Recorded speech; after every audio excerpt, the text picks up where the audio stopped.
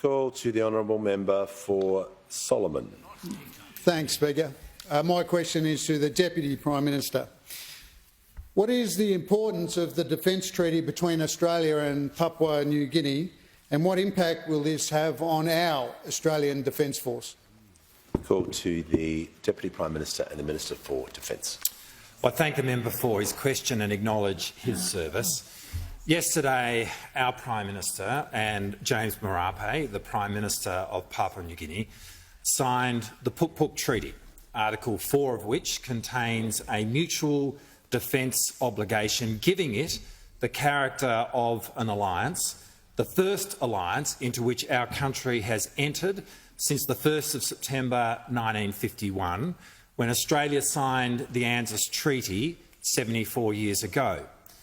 This means that PNG is now our third ally, along with the United States and with New Zealand. This is deeply historic, but it's also perfectly natural, because it is unthinkable that any Australian government today or in the future would regard an attack on Papua New Guinea as somehow not engaging our national interest. And indeed, on the one occasion where this has occurred in our past, we were most definitely there. Kokoda Track during the Second World War is deeply etched into our military history, and it, along with the battles of Milne Bay, Gona, Boona and so many other places, saw more than 6,500 Australian personnel make the ultimate sacrifice in the defence of that territory. And at each and every moment, Papua New Guineans stood shoulder to shoulder with Australian soldiers, emblematic of the relationship between our two peoples then and our two countries today.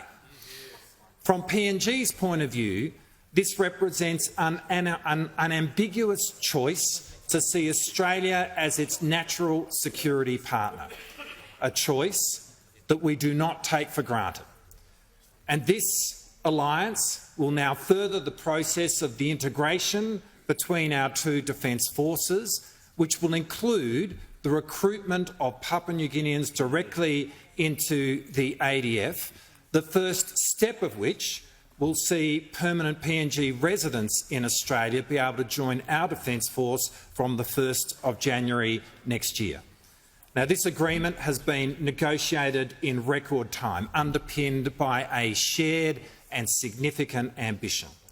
And I really want to thank James Marape, the Deputy Prime Minister John Rosso, my counterpart, the Defence Minister Billy Joseph, along with our Prime Minister, our Foreign Minister, our Minister for Pacific Island Affairs, and the countless officials in both Port Moresby and Canberra who have brought this treaty to fruition. The result is an alliance which will see both Papua New Guinea and Australia be fundamentally safer. Yeah.